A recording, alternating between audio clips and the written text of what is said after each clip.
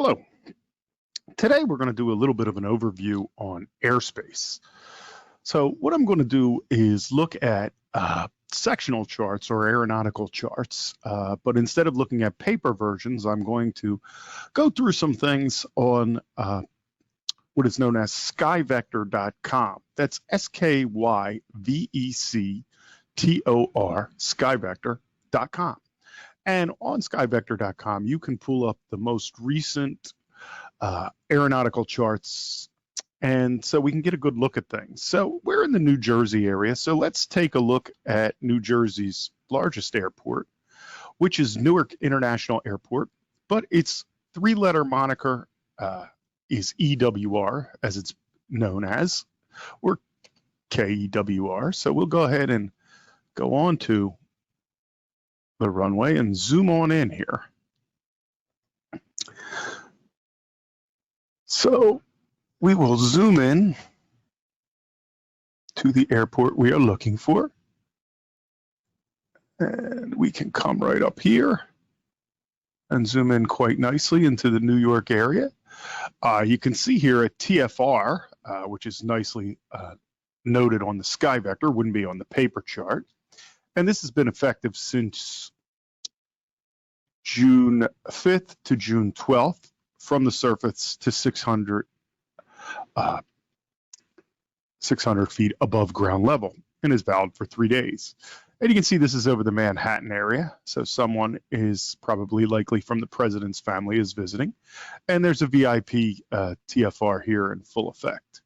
This is a security TFR here. So you can get a sense of this. Now, if we start to focus in a little bit, we'll come here and you can see this is Newark.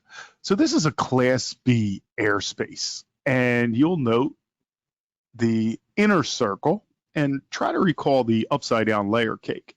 In the inner circle, you'll note the runways. There's obstructions. It says cranes. There's probably construction going on. There's obstructions down here. That's what these symbols represent. But you'll notice here inside the circle, it says SFC. So that's surface. So from the runway to 70, and we always add 2 zeros, 7,000 feet. So essentially, from the surface to 7,000 feet in this inner circle is Class B airspace. Now, if we go out to the second layer of our upside down layer cake, you'll notice that it starts at 05, so 500 feet above ground level to, again, 7,000 feet. If we go out to the third, and you'll note they're not always complete circles because other airports, here's Teterboro Airport, which is a Class D airport, and you can tell that by this dashed blue line. But you can see this circle, which starts at 1,800 feet and goes to 7,000 feet, actually stretches out into other airspace because this is a very congested area. You have the John F. Kennedy International, you have LaGuardia, you have Newark. It's very, very congested airspace in New York. So you can see that this will not be just like a circle, like a cake. That's in the ideal. Down here, it may be 800 feet to 7,000 feet. And when you get out to this outer circle, you can see that from 3,000 feet to 7,000 feet exists here. Within this, you'll also notice that the Essex County Airport and the Morristown Airport. Morristown Airport, for our students, you'll recognize several of your teachers work at this airport. And we've been out there. Many of you have been out there, or you will be in the future. And you'll notice this is a Class D airspace. So you can tell that by this blue dashed line that I'm going over here. Okay, has obstructions around it, and you'll note that they have sizes. And you can see that this airspace goes to, tops off at 2,700 feet. So this is just a cylinder. There aren't multiple layers. It's not Class C or Class B. So it's the straight kind of cylinder, and it goes to 2,700 feet. We know that because the 27 is in this bracketed area. That would make a lot of sense because if this airport top of Class D airspace is at 2,700, the outer layer of the layer cake for Class B starts at 3,000 feet. So that makes a great deal of sense. So as you can see, especially over here in New York, because of the waterways and all these other airspace considerations, LaGuardia, JFK, etc., it isn't quite as pronounced as the Newark circles. But if we pull out a little bit, you'll notice extremely congested airspace, all going to 7,000 feet, inner circles around each airport, outer circles. So the layer cake becomes, it's as if they put several layer cakes together. So they're not quite circles anymore.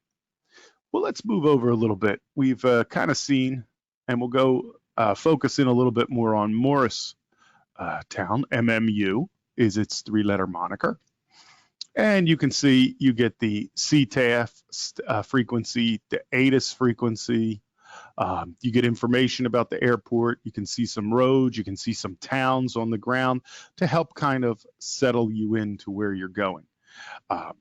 So this is one county over. Let's head over into Warren County and take a little look. And you'll see that we do have a small Class G airport in Hackettstown. We'll have to zoom out a little bit. So this airport has no tower because it is a small private. Well, it's a public airport, but it's a small airport. And you if you were flying there, you would know where you were going, and you probably have a small single engine plane because that's mainly what takes off out of here. Now you'll notice this magenta shaded line, which seems to wrap all the way around. That means everything within inside this interior is Class G from the surface, but it becomes Class E at 700 feet inside this kind of area that's been surrounded. Again, normally if you get into a more rural area out in the west part of the United States, these circles will be just circles around these small airports here. But because we're in this highly congested area of northern New Jersey, you're going to go to 700 feet. So let's move over here. Now, the college itself, Warren County Community College, is in Washington.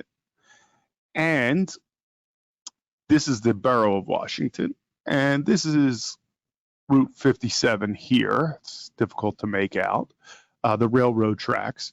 So in fact, the college is really right about here.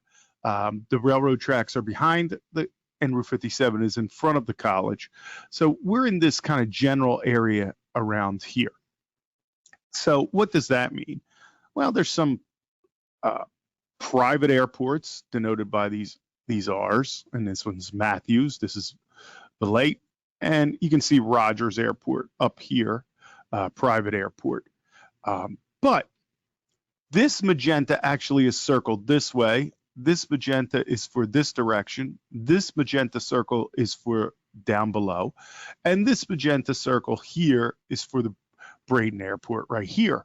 So there isn't really, the college does not fall within any of these shaded magenta circles. So what does that mean? Well, when you're outside of these magenta circles, in an area like here, it means this is Class G airspace, but because we're not within one of those magenta circles, we can actually go to 1,200 feet before we reach Class E airspace. So almost everything at the college, at the Edward and Eileen Smith Training Center, we can fly to 1,200 feet. Now, remember, we can fly to 400 feet legally unless, per se, we were going over here to this cell tower next to the college, and we wanted to fly above one of these towers. Well, then we could fly 400 feet above it, and as long as we were below 1,200 feet, we would not need air traffic control permission. So for the most part, though, we never go that high. We only fly, in all honesty.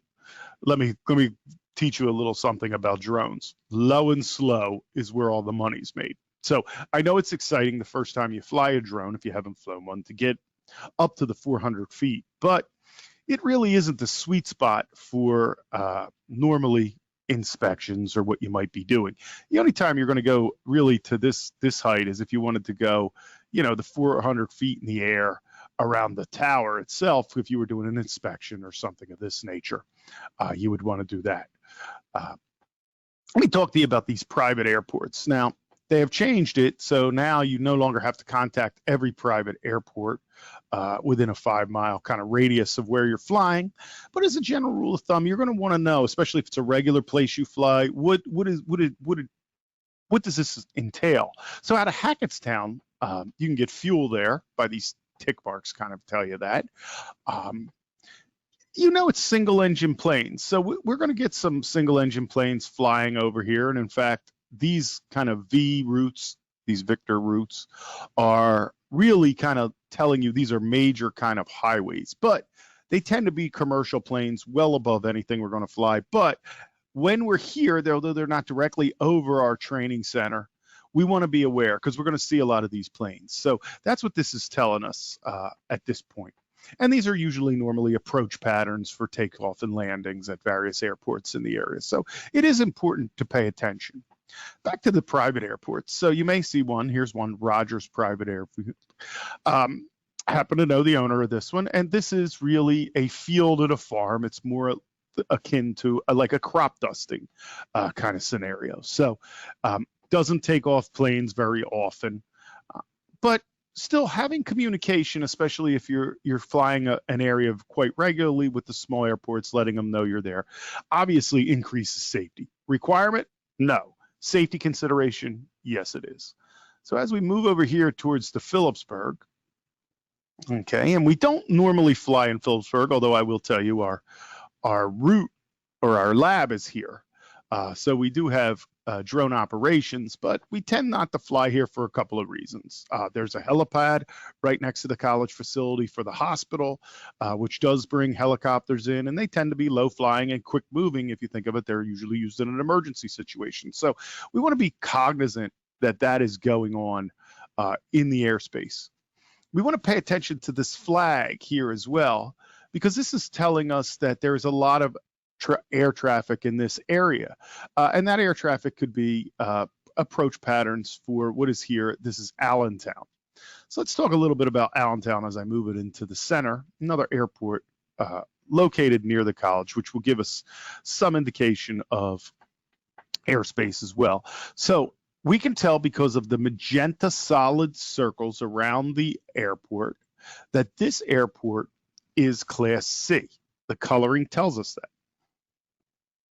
We can also kind of logically look at it and say, okay, there's only really 2 layers to this upside down layer cake. The inner circle, which goes from the surface, and that's what the SFC stands for, to 4,400 feet. So the top is 4,400 feet.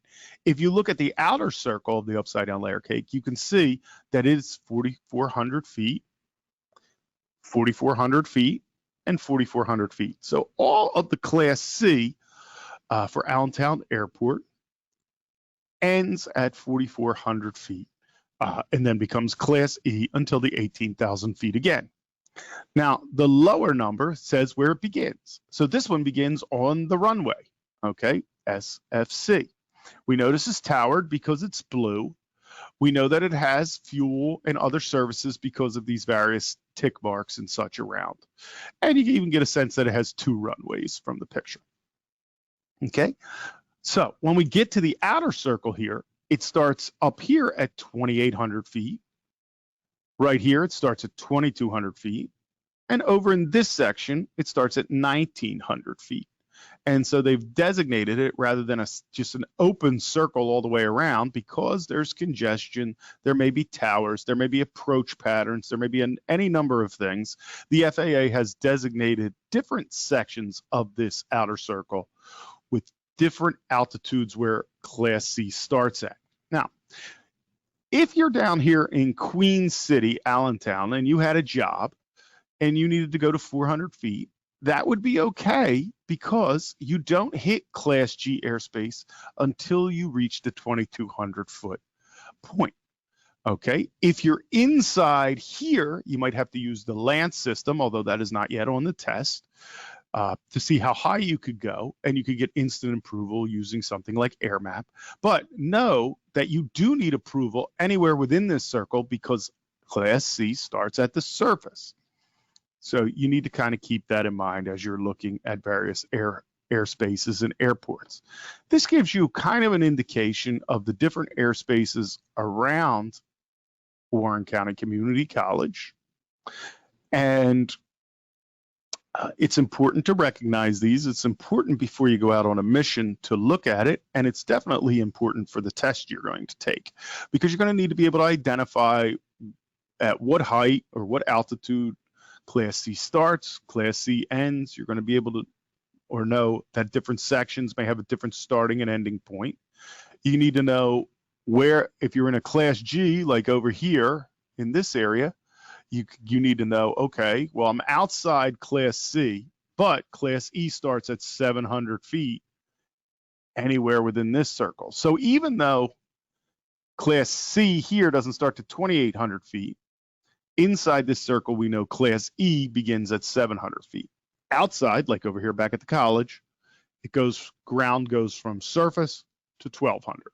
Inside, it goes from surface to 700 feet. And when you get into these congested areas, it's remarkable the amount of information that is contained in here for airmen. Now, there's one other thing I would point out here. During the time when Donald Trump is president, he will, on occasion, come into Somerset here and go to the Bedminster Golf Course. And when the president is in that area, pretty much this entire area here from Allentown, it's a 30-mile radius, to Newark becomes temporary flight restriction. And when those TFRs are in place without proper permission from the Secret Service, from TSA, you cannot fly. You cannot fly balloons, you cannot fly single-engine planes, and you most definitely cannot fly a drone. So you'll want to keep that in mind. I'm going to take you down past Philadelphia. Here you can see Philly, a little bit cleaner because there's only really the one major airport in the Philadelphia region, the Philadelphia International. So the circles are a little bit more, well, for lack of a better term, circular in nature. Down here in Atlantic City, you can see they look a lot more, because again, you're in an area where there's only the one airport, the Atlantic City Airport, so surface to 4,100, 13. So a lot less air traffic here that goes on. The one other kind of thing I will show you is, and to be aware of, is again, this security around the Washington, D.C. area puts up a temporary flight restriction. So again, if you were working in this area with this temporary flight restriction, it would supersede every piece of air traffic information. So you could not fly a drone within this entire area in order to protect the critical infrastructure of the United States without special permission. And as you can see, that TFR has gone from 110 until further notice. So it has been in effect for a long time, and it goes from the surface to 18,000 mean sea level. So all the way up to Class A. Can you fly in here? It is possible. You would need special Secret Service and TSA clearances. It would take a while to get through all that. Why would someone need? Well, there's work that needs to be done here in drones. So there are people who do fly within this restricted area, but with special permissions. This is a brief overview of what it would look like when looking at a sectional chart in our area. So I hope this helps a little bit. We have some more videos to go over elements, and there are plenty of questions on your test prep, and I highly suggest that you work these, you try to figure out, you come up with answers you're not getting right while you're doing the test prep so that you can ask questions in our direct lecture. Thank you so much, and I'll see you in the next video.